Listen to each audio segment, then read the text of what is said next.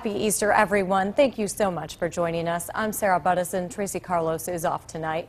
Easter kicked off with an emotional outdoor vigil for members of St. Casimir in Cleveland.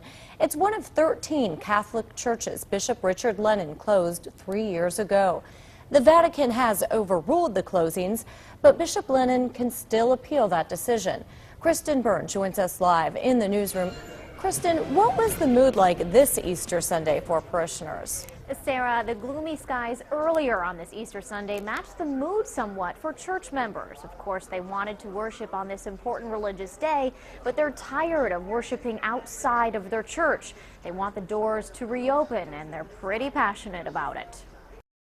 What you do to one of us, you do to the other one. St. Casimir in Cleveland had its last Mass November 8th of 2009, but the emotions about the church closing are still raw, especially on Easter Sunday. You cannot believe that this would be happening in America. About 30 church members braved the brisk weather to stand outside their parish this morning to pray. Pray for us sinners now and at our death. Amen. And to sing.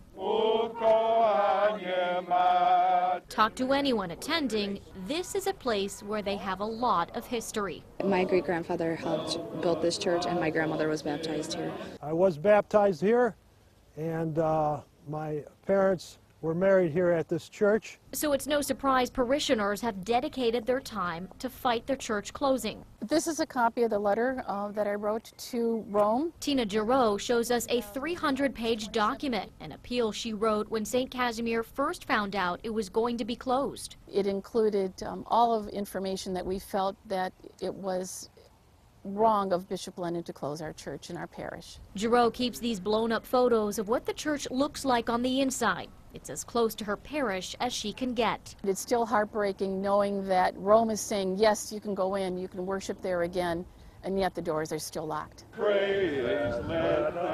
Being outside on Easter Sunday is a sad reminder of an ongoing church battle. When I thought there could be a chance that it was going to happen here on Easter Sunday. A battle that seems never-ending. Tina GIROD, though, isn't losing strength in her fight. But I will continue as the procurator as long as God allows me to. And we put a call into the Catholic Diocese today to see if Bishop Lennon has come to a decision, but we have not heard back yet. On your side, KRISTIN BYRNE, News Channel 5.